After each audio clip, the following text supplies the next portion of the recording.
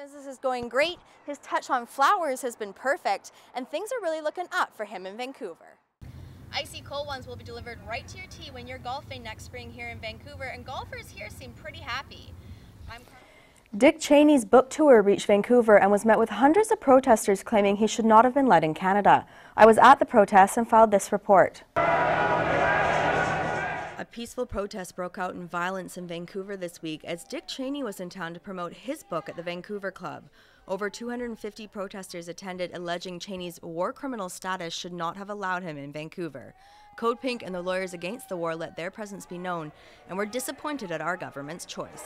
I can't believe that people would pay $500 to go and see a war criminal, a known person who has admitted that he believes that torture is legitimate. Local MP Don Davies is disgusted someone like Cheney would be allowed in Canada given his acts of torture. If you just take waterboarding, that is an act of torture. It involves strapping a person to a table, upside down, pouring liquid down their throat until they think they're going to die. So there's no excuse on the government's part. They were aware that he was coming and they could have taken action. And their silence has been deafening. The Stop War Coalition organized the protests and wants Canada to follow the European model. Cheney and Bush, they can't go to Europe. Switzerland has told them don't show up, they'll be arrested.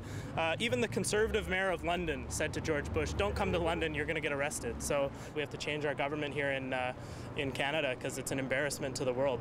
I'm on the sidewalk here because my government should be here, and they're not here. We live in a society where citizens are trying to fight against war torture, but our own city's police department is protecting him and letting facilitate such event. Protests lasted into the night and extra police had to be called in. Dick Cheney's event went off as scheduled as he had actually arrived undercover earlier in the afternoon. Carmen Weld in Vancouver for BCIT Magazine. A Maple Ridge family dealing with a recent loss have received a much-needed boost from an entire home renovation from the Cornerstone Home Team. I was there when they revealed the new home.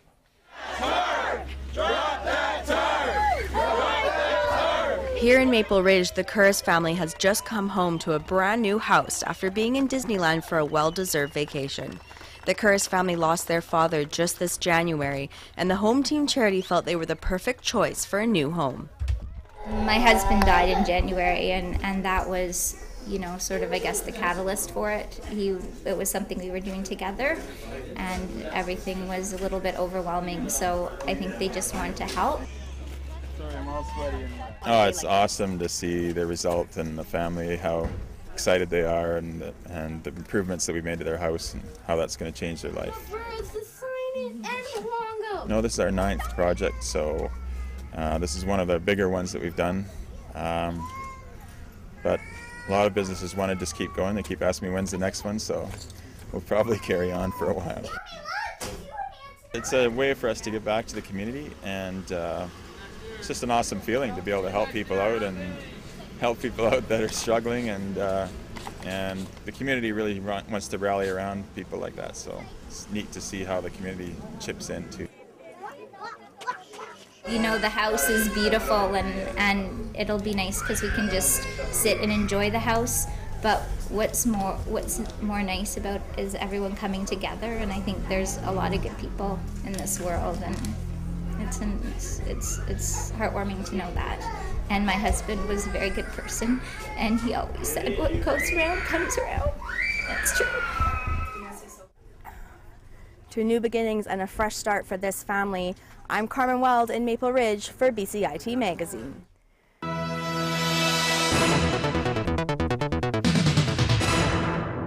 Good evening, I'm Carmen Weld with your major news to 10 o'clock.